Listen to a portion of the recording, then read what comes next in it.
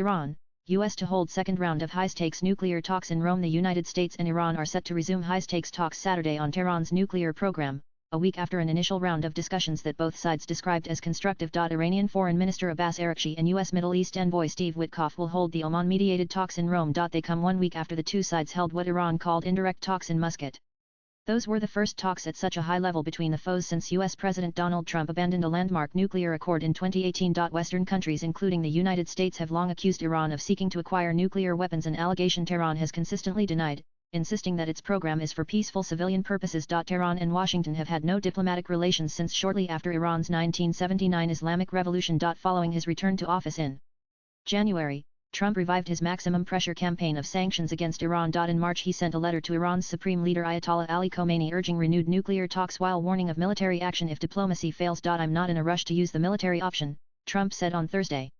I think Iran wants to talk. On Friday Araghchi said Iran observed a degree of seriousness on the U.S. side during the first round but questioned their intentions. Although we have serious doubts about the intentions and motivations of the American side, in any case we will participate in tomorrow's Saturday negotiations, he said at a press conference in Moscow.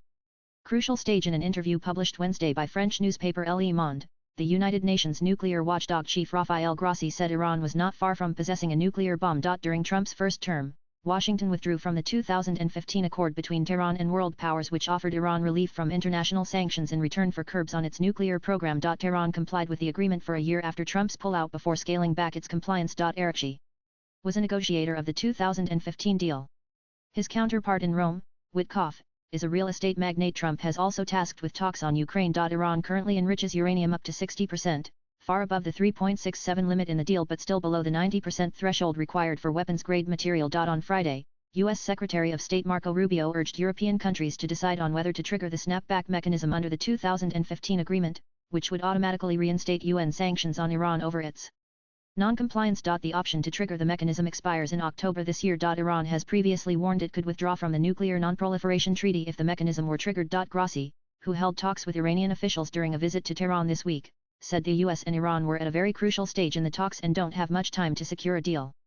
Non-negotiable Iranian officials have insisted that the talks only focus on its nuclear program and lifting of sanctions. Araghchi said a deal with the US was likely if Washington refrained from making unreasonable and unrealistic demands, without elaborating. Analysts had said the US would push to include discussions over Iran's ballistic missile program as well as Tehran's support for militants in the Middle East. Araghchi said Iran's right to enrich uranium was non-negotiable, after Witkoff called for its complete halt.